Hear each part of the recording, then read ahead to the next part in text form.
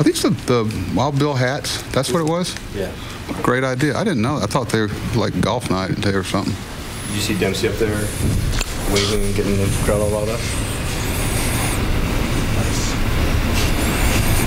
I think he's done that before. He was pretty good at it. What's up? I guess we can start with Ubaldo. I mean, obviously. Why don't you ask Peter? Peter done.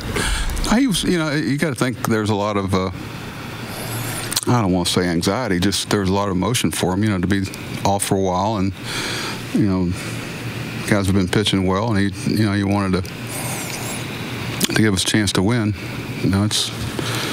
I think I hope it's the start of a good period of pitching like he's capable of.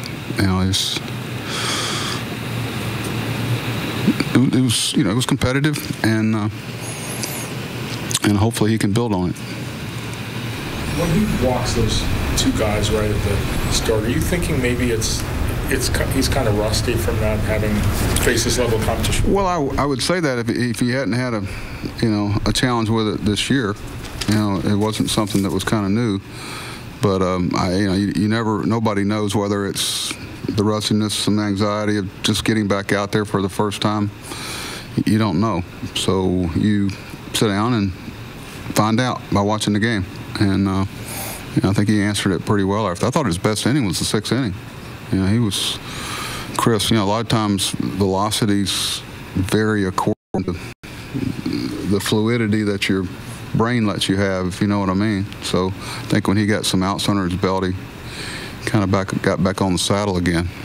That was pretty deep there, huh? He walked two of the first three, and they only walked one after that. Was that a product of him kind of settling down, or was that a product of the aggressiveness of the Cardinals? I also think when we score some runs and get ahead, and the offensive team gets a little more aggressive too, and you get them out of that mode. We're guilty of it too sometimes. So I think he just got more comfortable, and I don't know. I'm anxious to hear what he says. But he felt good physically. The ankle wasn't a problem. How impressed are you with Caleb's home run streak now? I'm not talking about it. Okay. I know he is. No, I think I'm more impressed with the way he and Nick are catching our pitching staff. It's great having Matt here and giving input to the guys, and so it's a good, between John Russell and Matt and these two guys, I feel good about where we are with that. Buck, I'm sorry, you talk about anxiety with Ubaldo. Going back to the All-Star break, there was some anxiety among, I guess, fans and stuff looking at this stretch of a month of games against all contenders. And since that first game against Oakland, the Donaldson home run, you guys are 15-6. And do your guys impress you? I mean, when they face that kind of competition? And well, they don't have to do that for me to be impressed by them. I'm impressed by them every day by the blinders they've got on about what they're trying to do here, and they're not going to, they just don't want to let outside influences, what on paper should or shouldn't be done. It's just like when you play some teams that may not be.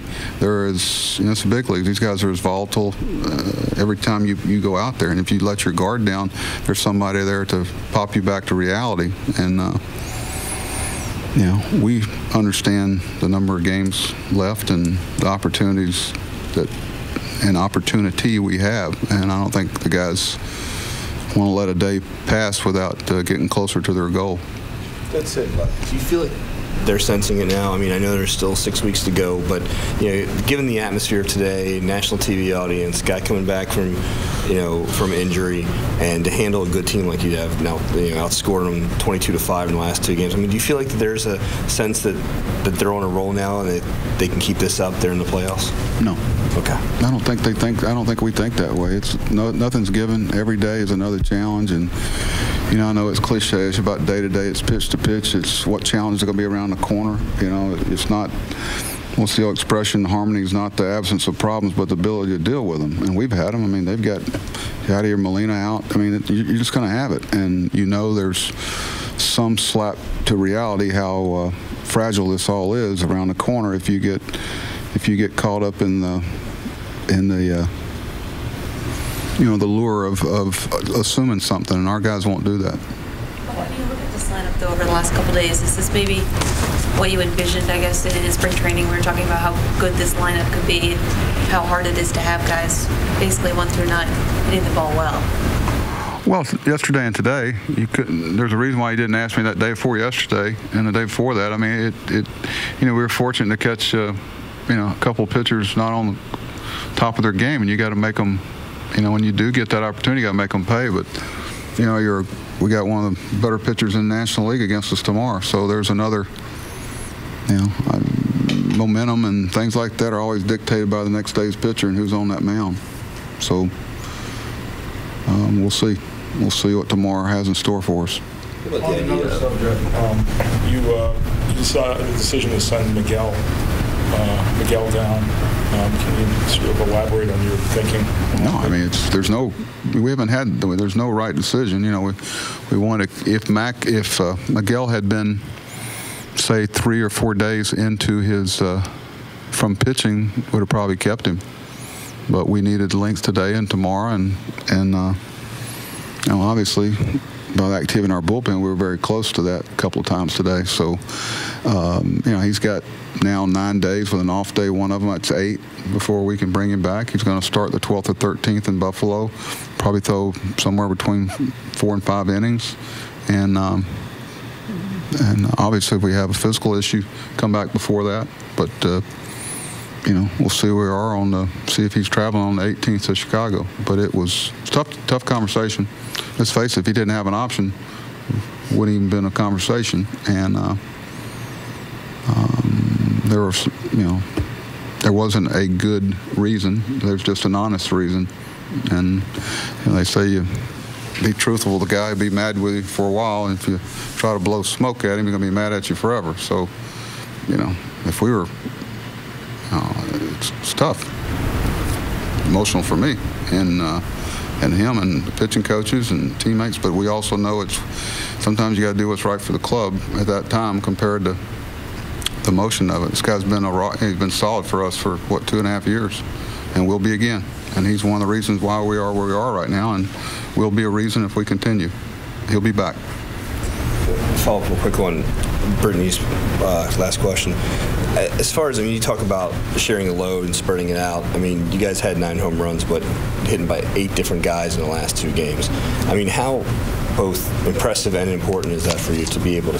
Well, it's just like, trying to stay away from anybody in the league leaders in appearances. You want to pass the load around. The more that a pitching staff or a pitcher has to focus on numerous guys and not have breathing spots in the lineup. Let's face it, some guys coast a little bit through certain parts and save more of their bullets, and the more you can keep them from doing that, it shortens their outing.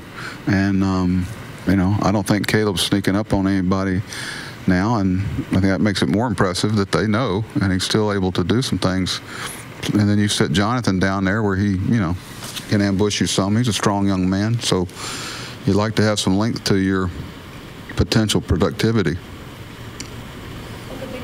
Turn, you think there? Pardon? That play in the first inning with Delman? The relay? Yeah. Overthrew the first guy, hit the second guy, and Jonathan, I'm right in saying it was Jonathan, right? Yeah, that was a pretty good throw. What's crazy about, and maybe that's why you ask it, you don't get credit for a challenge when you say I'm going to check for blocking the plate. And they don't have to go. The crew chief basically says whether or not they go. So really you're getting a free look. And I would do the same thing. So you're getting a free look at outer safe without being penalized. They can make a call in outer safe even though it's been asked about. Right. They can go look for blocking the plate, and in the period that they're looking at blocking the plate, if they see the call was wrong, they overturn it. So you get a free pop. I don't know about that. What do y'all think? Is that why you went out three times in the first 2 innings to talk to him? I don't want to throw anybody under the bus, but there was some inconsistency in what was being told to me. How's that? It still is. It still is.